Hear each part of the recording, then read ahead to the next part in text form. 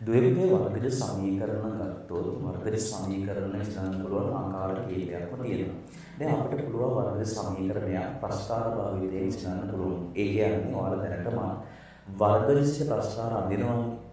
ඒ අඳින ප්‍රස්ථාරයේ විසඳුම් වලින් අපිට වර්ගජ සමීකරණය විසඳලා ලබා ගන්න පුළුවන්. ඊට පස්සේ දෙවෙනි එක පුළුවන් තේ වර්ග පූර්ණයෙන් තුන්වෙනි එක පුළුවන් සූත්‍රයේ භාවිතයෙන්. ඇත්තටම සූත්‍රයේ භාවිතය කියන එක ගොඩනගෙන්නෙම වර්ග පූර්ණයේ ඉදිරි පියවරක් විදිහට. ඒ නිසා මම යෝජනා කරනවා මේ වර්ගජ සමීකරණ විසඳීමේ ගැටලුවකදී වඩා වැරදි අවම ප්‍රමාණයකින් ඒ කියන්නේ අමාරු නැතුව හදාගන්න පුළුවන් හොඳම ක්‍රමය තමයි පුතේ වර්ග පූර්ණය කියන එක. ඒ නිසා අපි අද ඔයාලට කියලා දෙන්න යන්නේ මෙන්න මේ වර්ගජ සමීකරණය කොහොමද අපි වර්ග පූර්ණයේ භාවිතයෙන් විසඳන්නේ කියලා. හරි. එතකොට ඔයාලා තේරුම් ගන්න ඕනේ වර්ගජ සමීකරණයක තියෙන පද මොනවද කියන එක. එතකොට ඔයාලට පේනවා මෙතනදී නියත පදයක් තියෙනවා, ඊළඟට තියෙනවා පුතේ ඒකජ පදයක්, ඊළඟට තියෙනවා වර්ගජ පදයක්. ඇයි අපි මෙයාට ඒකජ පදය කියලා කියන්නේ? මෙයාගේ x වල බලය 1 හින්දා. x වල බලය 1 හින්දා මෙයා ඒකජ පදයක්, x වල බලය 2 හින්දා මෙයා වර්ගජ පදයක්. එතකොට මෙයාට අපි කියනවා නියත පදය කියලා. අපි ඉස්සරලම කරන්නේ පුතේ මෙන්න මේ නියත පදය සමාන ලකුණෙන් එහා පැත්තට අරගෙන යනවා. එහෙනම් අපි ලියමු s වර්ගයේ ධන 2x ඍණ 10 එහා පැත්තට යද්දී පුතේ ධන 10 බවට පත් වෙනවා. ඊට පස්සේ කරන්නේ ඒකජ පදයේ සංගුණකය දෙකෙන් බෙදා. ඒකජ පදයේ සංගුණකය 2යි. එයා දෙකෙන් බෙදනවා. 2x දෙක දෙකෙන් බෙදලා එයාගේ වර්ගයක් එයාගේ පූර්ණ වර්ගයක් දෙපැත්තටම පුතේ අපි එකතු කරනවා. ඔන්න ඔය වැඩේ කරා.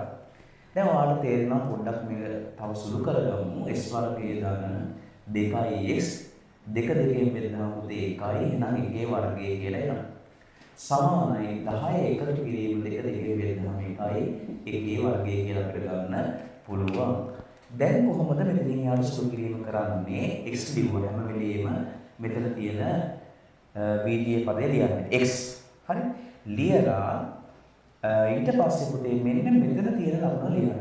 මෙන්න මෙතන. ඒ කියන්නේ ඒකජ පදයේ සංගුණකයේ ඉස්සරහින් තියෙන ලකුණ ලියුවා. දාන්න. ඊට පස්සේ නියත පදයේ මෙන්න මේ අගේ ලියන්න 1යි එයාගේ වර්ගය. දැන් මෙයාගේ වර්ගය ප්‍රසාරණය කරපුවම තමයි මෙයා එන්නේ. මම මෙතනදී අර කෙටි ක්‍රමයක් කියලා දුන්නේ මේක සරලව සුළු කරගන්න ඕන නිසා. ඒක සමාන වෙන්න ඕනේ 10 එකතු කිරීම එකේ වර්ගයේ 1යි නේ. දැන් මේක තව චුට්ටක් සුළු කරගමු. s ධන එකේ වර්ගය 11යි. වර්ගයක් නිති කරගන්න මොකද කරන්නේ? මේ වර්ග මූලයක් ගන්නවා. වර්ග මූලයක් ගද්දී ධන හෝ ඍණ එනවා. ඊට පස්සේ මොකද වෙන්නේ? මේ ධන එක එහා පැත්තට අරගෙන යන්න ඍණ එක බවට පත් වෙනවා. ඍණ එක ධන හෝ ඍණ වර්ගමූල 11යි කියලා මෙන්න මේ වර්ගජ සමීකරණය විසඳුවාට පස්සේ අපිට විසඳුම් එනවා. මෙතනින් විසඳුම් දෙකක් අපිට ගලවලා ඊට ගන්න පුළුවන්. හරි? මම මේ සරල සුළු කිරීමක් කරේ. මේක තව මෙතනින් ආට සුළු කරගෙන ගිහිල්ලා අපිට විලාගම ගන්න පුළුවන්.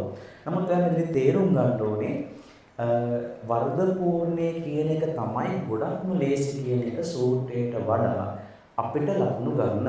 ඒක ඔයාලට පුළුවන් ආපස්සර විභාග නම් ටික හදලා ප්‍රැක්ටිස් එක අරගෙන බලන්න එකම මෙතඩ් එක එකම දේ නැවත නැවත තියෙන. ඒ නිසා ඔයාලට ඒක කරගන්න පුළුවන්. හරි? මම හිතනවා ඔයාලා try කරලා බලන්න වැඩේ ගොඩ ගන්න පුළුවන්.